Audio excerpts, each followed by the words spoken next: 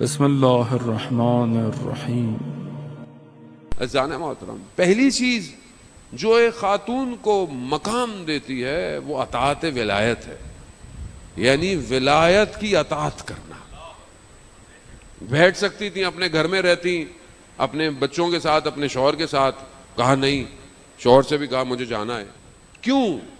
ولایت مقدم ہے، ہر چیز پر ولایت مقدم۔ اگر ولایت ہے تو ولایت پھر اطاعت مانگتی ہے۔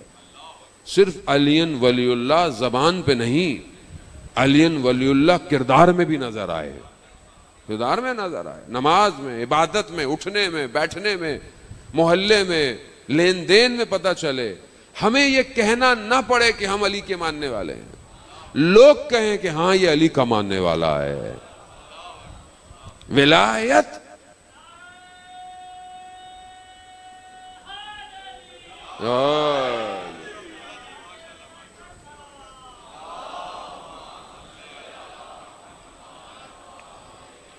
چاہے خاتون ہو، چاہے بچہ ہو، چاہے بوڑھا ہو، ولایت ہماری زندگی میں ولایت کہاں ہے؟ ہم ولایت کے لیے کیا کر رہے ہیں؟ بی بی نے اپنے وقت کے امام، بھائی ہے، بھائی اپنی جگہ پر ہے، امام ہے، امام ہے، امام کی نسبت یہ سب کام ہو رہا ہے، اور وہ جو ان کو ڈیوٹی ملی ہے وہ امام نے عطا کی ہے، آسان نہیں ہے۔ ہم کیا کر رہے ہیں ولایت کے لیے اپنی زندگی میں؟ روزمرہ مجلس عزاداری خدا اور قائم رکھے اور اس کو صحت و سلامتی دے، اپنی زندگی میں ولایت کے لیے کیا کر رہے ہیں؟ اور ہم سے کس امام کی ولایت مانگی جا رہی ہے؟ ہم سے کوفہ کا سوال نہیں کیا جائے گا، ہم سے کربلا کا سوال، ہم سے کیا سوال کیا جائے گا؟ 2024 امام زمانہ، اپنے وقت کے امام کے لیے تم کیا کر رہے ہو؟ ہماری مائیں بہنیں کیا کر رہی ہیں؟ یقیناً کر رہی ہیں، مجلس میں آ رہی ہیں، یہ بچوں کی پرورش ہو رہی ہے، بچوں کو سکھا رہی ہیں، یہ خود امام کی تیاری ہے اصل میں۔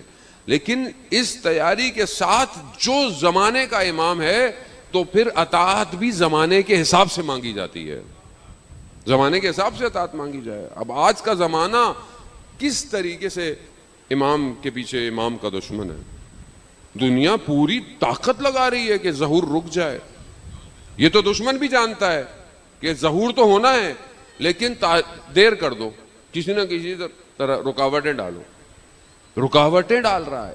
ہم ان رکاوٹوں کے لیے کیا پلاننگ کر رہے ہیں؟ کس طریقے سے اپنے آپ کو تیار کر رہے ہیں؟ بی بی تو اپنے دونوں بچوں کو لے کر آئی اپنے وقت کے امام کے لیے، ہم اپنے بچوں کو اپنے زمانے کے امام کے لیے تیار کر رہے ہیں، ان کو پڑھا رہے ہیں، ان کو وہ علم سکھا رہے ہیں جو امام زمانہ کو ضرورت ہوگی۔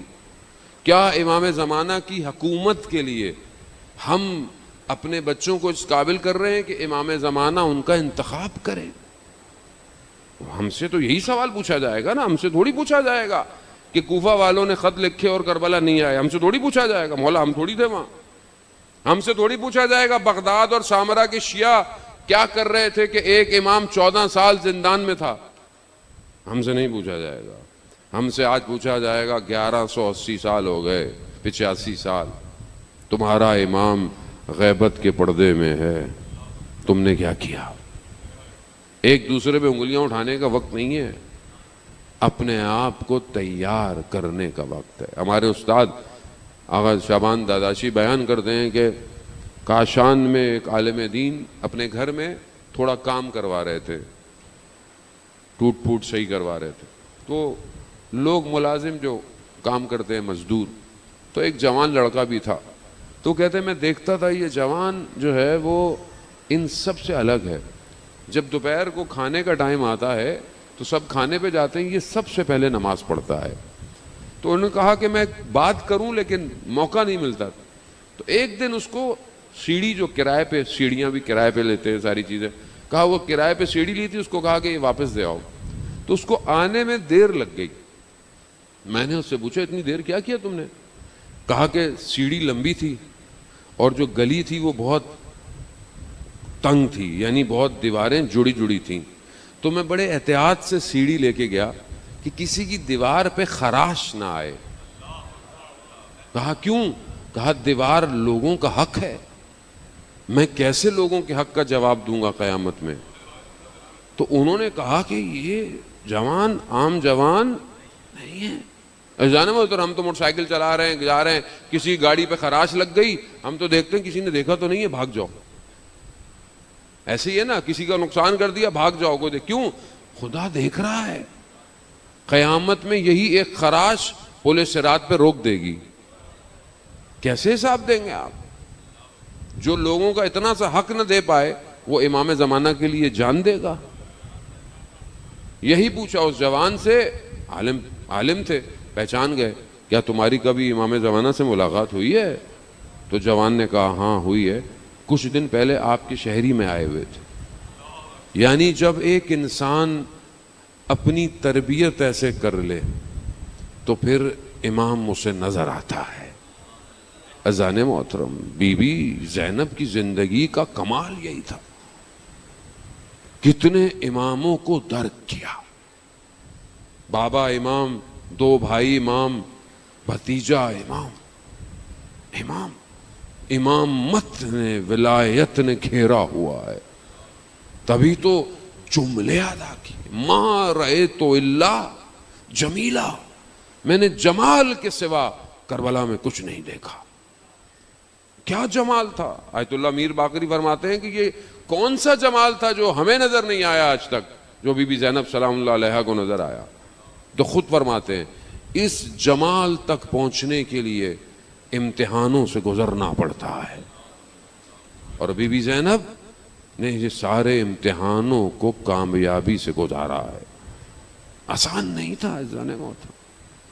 ہم تو سنتے ہیں اور اٹھ کے چلے جاتے ہیں. ہم تو 10 تک پوری طاقت لگا دیتے ہیں، مجلس، ماتم، جلوس، عزاداری. 10 کے بعد ہم کہتے ہیں چلو تھوڑا آرام آ گیا، تھوڑا کریں گے. ادھر تو 10 کے بعد اصل داستان شروع ہوئی ہے. وہ جو بکھر گئے تھے وہ نیزوں پہ آ گئے، اور ساتھ ساتھ چلنا، اور وہ بھی اغیار کا مجمع. وہ صفت نہ ہو اگر کہ جو وجود کے اندر ولایت کی تھی. عزیزان محترم، یزید کے دربار میں بی بی نے ایسے اس کو فاسق اور فاجر کہہ کر خاموش رہو تم. یعنی ایک ہی خطبے سے بی بی نے یزید کے دربار کو فتح کر لیا. یہ کردار آج ہماری ماؤں بہنوں کے اندر دیکھیں. بات بولنا مسئلہ نہیں ہے آپ، لیکن اس حجاب میں رہیں. جن چیزوں کے لیے چوتھا امام گریا کرتا رہا، ہماری ماؤں بہنوں کو خیال کرنا چاہیے کہ غیروں اور بازاروں میں اہل حرم آ گئے. خیال کریں، شرمندہ نہ ہوں ہم ان کے آگے. دنیا ہمیں کچھ نہیں دے سکتی. ہمارا جو لینا دینا ہے اہل بیت سے ہے. اگر وہ راضی ہیں ہمارے عمل سے تو بس کرتے رہیں. بس ان کو تکلیف نہ دے اور ان کے مقصد کو خراب نہ ہونے دے اپنی خواہشات کے پیچھے. ان کا مقصد خدا کے حکم کو روئے زمین پر جاری کرنا ہے، عدالت کے نظام کو قائم کرنا. اس کے لیے جو کر سکتے ہیں کریں. آنے والا آئے گا، اس کو کوئی نہیں روک سکتا، وہ اللہ کا وعدہ ہے. لیکن افسوس یہ ہو کہ ساری زندگی الاجل کہتا رہوں اور امام جب آئیں اور امام کو نہ پہچانوں. اذان محترم.